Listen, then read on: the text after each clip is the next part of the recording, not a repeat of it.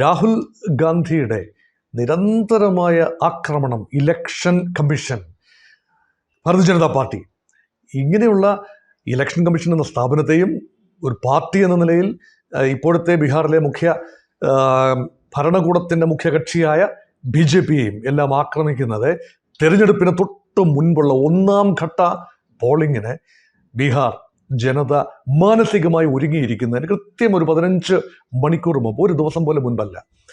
അങ്ങനെ നോക്കുമ്പോൾ അതിൻ്റെ ഇമ്പാക്റ്റ് രാഹുൽ ഗാന്ധി പ്രതീക്ഷിക്കുന്നത് പോലെ ഇമ്പാക്റ്റ് ഉണ്ടാവുകയാണെങ്കിൽ ചെറിയ മാറ്റം മറിച്ചിലുകൾ, ഉദ്ദേശിക്കുന്ന എക്സിറ്റ് പോൾ, ഈ ഒപ്പീനിയൻ പോളുകളിലൊക്കെ കാണുന്ന ഒരു സൂചനയേക്കാൾ മെച്ചപ്പെട്ട ഒരു നിലവാരത്തിലേക്ക് എത്തി നിൽക്കാൻ ഇന്ത്യ മുന്നണിക്ക് സഹായകരമാകും.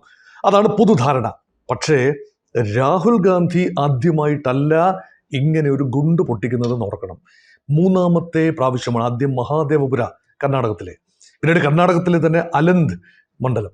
ഈ 2 മണ്ഡലങ്ങളെയും സ്പെസിഫിക് സാമ്പിളായി എടുത്തുകൊണ്ട് നടത്തിയ സ്റ്റഡി, റിസർച്ച്, അതിൻ്റെ ബേസിസിലുള്ള ഒബ്ജക്റ്റീവായി ചില ഡേറ്റ, അതിൻ്റെ ബേസിസിലാണ് ആരോപണങ്ങൾ. അതിൽ ചിലതെല്ലാം സ്ഥിരീകരിക്കാവുന്നതാണ്, ചിലതൊക്കെ തള്ളിക്കളയാവുന്നതുമാണ്. സമ്മിശ്രമായ വികാരങ്ങളാണ് രാഹുൽ ഗാന്ധിയുടെ ആദ്യ 2 പത്രസമ്മേളനങ്ങളും വോട്ട് ചോരിയുമായി ബന്ധപ്പെട്ട് 2 പത്രസമ്മേളനങ്ങളും ഉയർത്തിയത്.